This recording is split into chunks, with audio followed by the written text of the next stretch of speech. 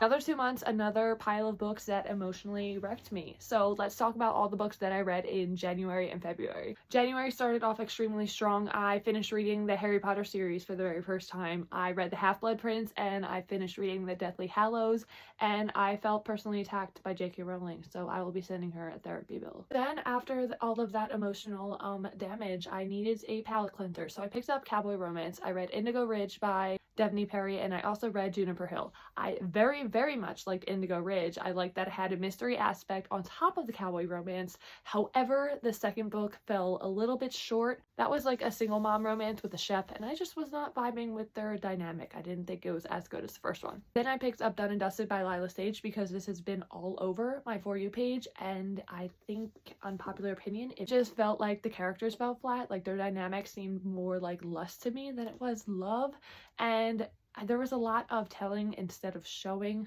It just was not my favorite. Then I read Iron Flame. I ended up giving it 3 stars, the same as I gave Fourth Wing 3 stars. I had the same problems that I did with Fourth Wing.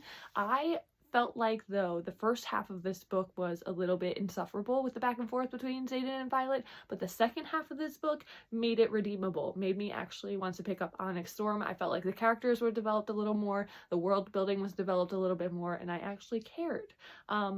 But if there was no Xaden, I don't think I would continue with the series. So next, I read The War with Grandpa. This is a book that I had to read in my classroom with my students. It's a children's book. It explores themes of dealing with grief and the importance of spending time with family. It was pretty cute. 3 stars. Now to the books that I read in February, starting off strong with Onyx Storm. Who's jealous? I have a signature.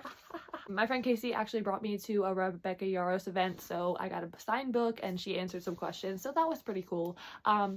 Again, same problems that I had this entire series, but I dropped the expectations for this book, read it for the vibes, and enjoyed it a lot more, so I gave it 4 stars. Next, I read Metal Slinger. This is another book by Rachel Snyder. I have seen all over my TikTok, so I needed to see what the hype was about, and I'm conflicted. I gave it 3 stars. I enjoyed it, but there was also I had problems with the ending. I don't know if I liked it. I think the world building could have been a little bit better, but I do like the dynamic between our 2 main characters. So I'm excited to see where it's going to go. This book, this series, if you have not read The Prison Healer, you need to pick it up absolutely immediately. The first book left me speechless. This book left me speechless. I am currently reading the 3rd book, The Blood Trader. This is already leaving me speechless, so you need to read it. Yet again, after emotional damage from reading fantasy novels, I had to turn to another cowboy romance palate cleanser, and I read Cash, which is the first book in the Lucky River Ranch series.